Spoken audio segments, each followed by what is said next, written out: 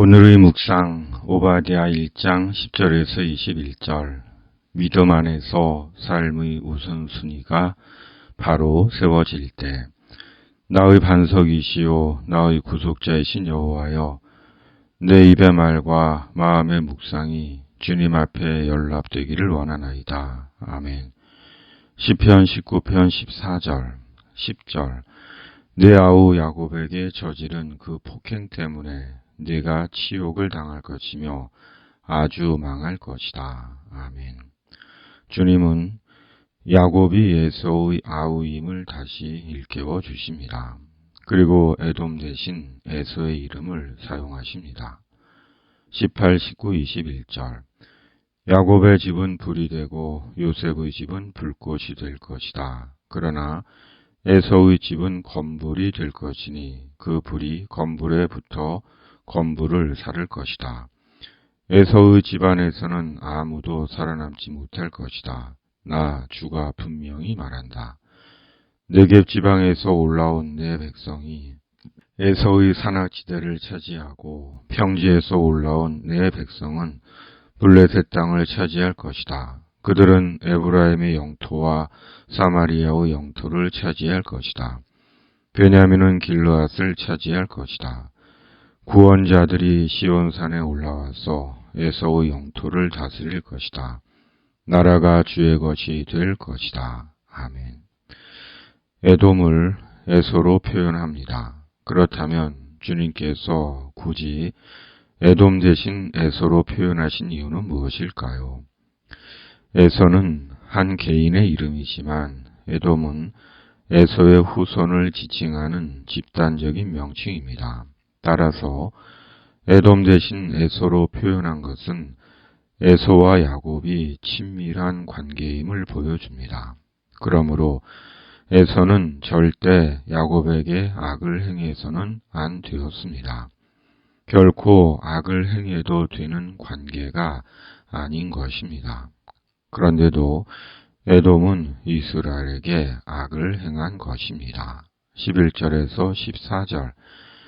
내가 멀리 서서 구경만 하던 그날 이방인이 야곱의 재물을 늑탈하며 외적들이 그의 문들로 들어와서 제비를 뽑아 예루살렘을 나누어 가질 때 너도 그들과 한패였다.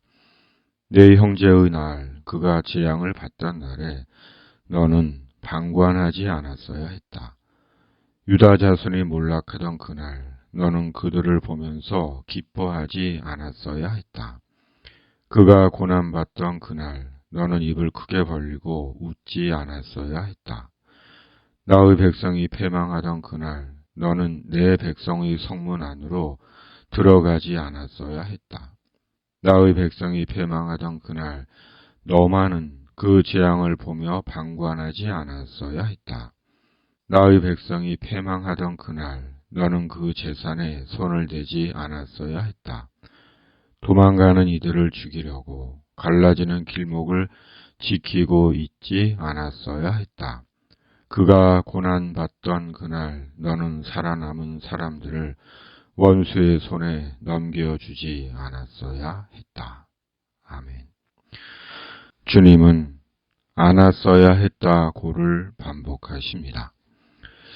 민수기와 신명기에는 에돔은 이스라엘의 형제로 하나님은 이스라엘에게 에돔 땅을 침범하지 말고 에돔과 다투지 말고 에돔을 미워하지 말라고 하십니다. 이유는 에돔은 이스라엘의 형제이기 때문입니다. 그럼에도 에돔은 이스라엘의 출애굽 광해 여정을 방해했고 바벨론 왕 느부갓네살이 예루살렘을 침공했을 때 그들의 앞잡이 노릇을 하며 약탈과 악을 자행했습니다. 사람이 절대 해서는 안 되는 일이 있습니다. 더욱이 그리스도인으로 절대 하지 말아야 하는 일이 있습니다. 에돔과 같은 짓입니다. 곧 형제가 어려움을 당할 때 방관하고 구경만 해서는 안 되고 형제에게 저지르는 악행에 동참해서도 안 되고 형제가 고난을 당할 때 기뻐하고 좋아해서는 안 되고 형제의 재산에 손을 대어서는 안 되고 형제를 죽여서는 안 됩니다. 그런데 에돔은 서슴없이 그런 악을 행한 것입니다. 하나님은 예수님 안에서 주의 성도들을 한 형제로 부르셨습니다. 믿음의 형제입니다.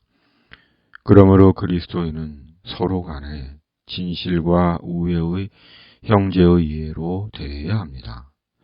그러나 현실은 그렇지 못할 때가 많습니다. 에돔과 같은 악을 자행합니다.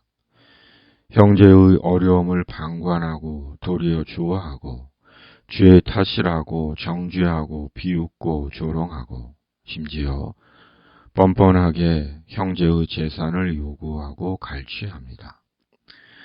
하나님은 그런 악행을 다 아십니다. 그리고 하나님의 때가 차면 그대로 다 갚으십니다. 15, 16절 내가 모든 민족을 심판할 주의 날이 다가온다. 내가 한 대로 당할 것이다. 내가 준 것을 내가 도로 받을 것이다. 너희가 내 거룩한 산에서 쓴 잔을 마셨다. 그러나 이제 온 세계 모든 민족이 더욱더 쓴 잔을 마실 것이다. 마지막 한 방울까지 다 마시고 망하여 없어질 것이다. 아멘.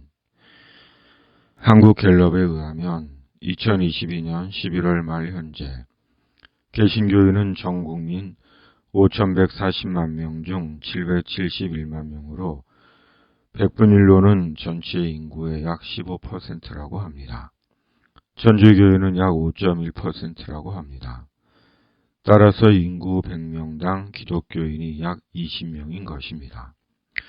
국회의원 300명 중에 60명이 기독교인이고 기업인 1000명 중에 약 200명이 기독교인이고 예술인 1000명 중에 약 200명이 기독교인이고 교육인 1000명 중에 약 200명이 기독교인이고 의료인 1000명 중에 약 200명이 기독교인인 것입니다. 바닷물에는 1kg당 약 35g의 염류가 들어있다고 합니다. 평균 염도는 약 3.5%라고 합니다. 쉽게 말해 물 1리터에 소금 35g이 녹아있는 것입니다.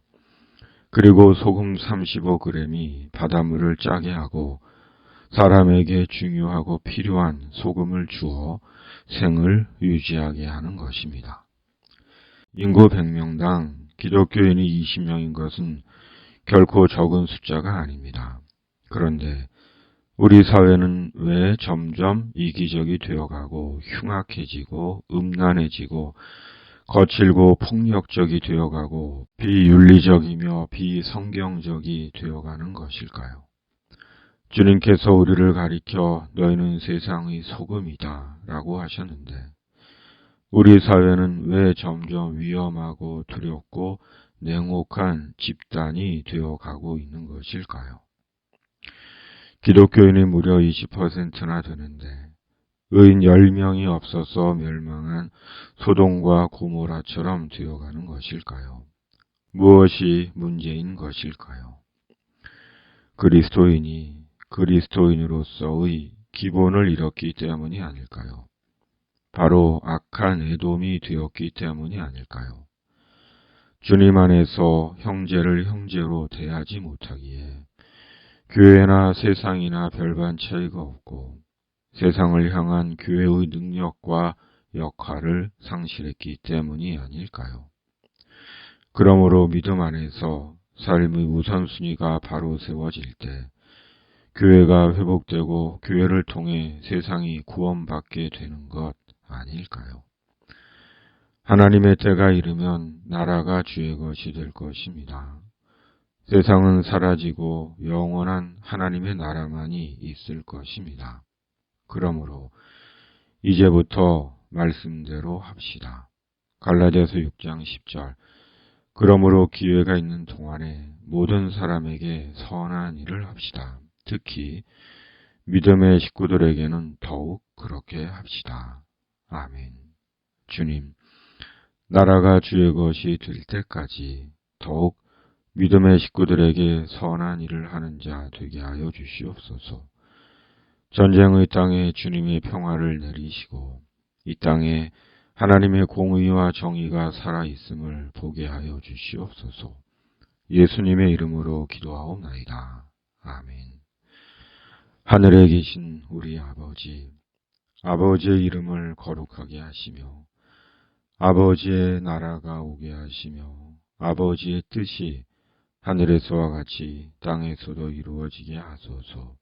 오늘 우리에게 일용할 양식을 주시고 우리가 우리에게 잘못한 사람을 용서하여 준 것 같이 우리 죄를 용서하여 주시고 우리를 시험에 빠지지 않게 하시고 악에서 구하소서.